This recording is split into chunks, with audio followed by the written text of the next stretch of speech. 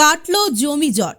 খুব শীঘ্রই শুরু হতে চলেছে দুবরাজপুর বাইপাস রাস্তার কাজ। দুবরাজপুর শহরবাসীর দীর্ঘ প্রতীক্ষার অবসান ঘটতে চলেছে। খুব শীঘ্রই শুরু হতে চলেছে দুবরাজপুর বাইপাস রাস্তা নির্মাণের কাজ। খড়গপুর থেকে মোরগ্রাম সংযোগকারী 14 নম্বর জাতীয় সড়ক রাজ্যের 4টি জেলার মধ্যে দিয়ে গিয়েছে, যার মধ্যে দুবরাজপুরও অন্যতম।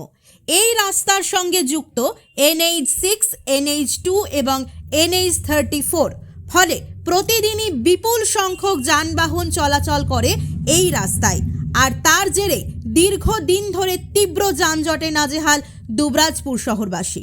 শহরকে যানজট মুক্ত করতে বহু দিন ধরেই বাইপাসের দাবি জানিয়ে আসছিলেন পৌরবাসী।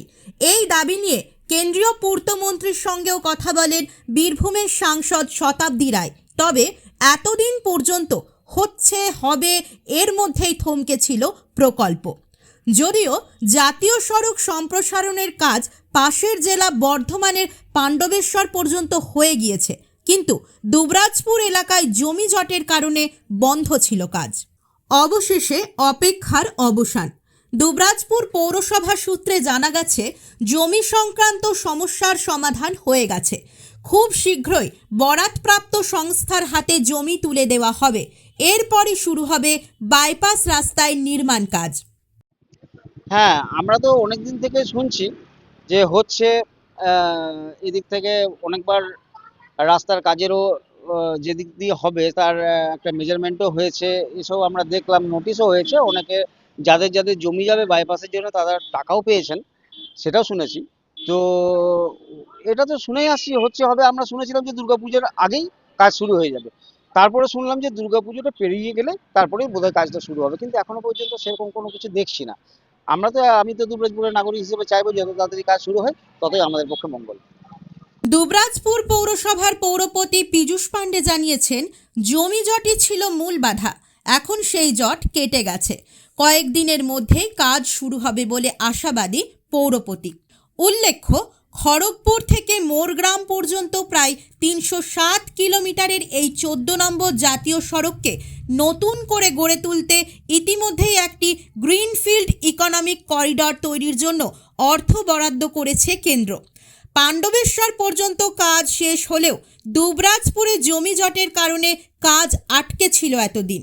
এখন সেই বাধা দূর হওয়ায় দ্রুত কাজ শুরু হবে বলেই মনে করা হচ্ছে।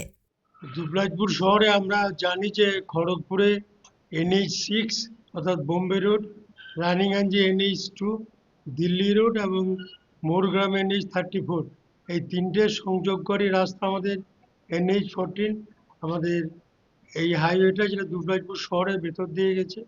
প্রচণ্ড লরির চাপ, যানজট। আমরা বারবার অনুরোধ করেছি হাইওয়ে দপ্তরকে।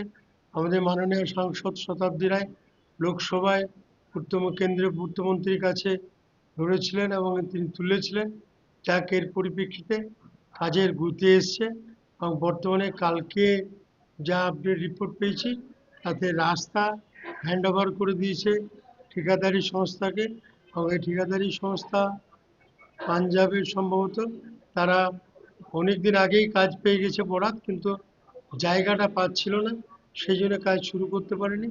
কিন্তু আর জায়গার কোনো জট নেই, জায়গার জট কেটে গেছে। কালকে আমি LA সেকশনে গেছিলাম, ওনারা পেমেন্ট সব ছেড়ে দিচ্ছেন এবং মানুষ খুশি হয়ে পেমেন্ট নিয়ে আসছে, এবং এরা ঠিকাদার সংস্থাকে এরা ল্যান্ড হ্যান্ড ওভার করে দেবে 2-1 দিনের মধ্যে। হ্যাঁ, কাজ খুব শীঘ্রই শুরু হয়ে যাবে।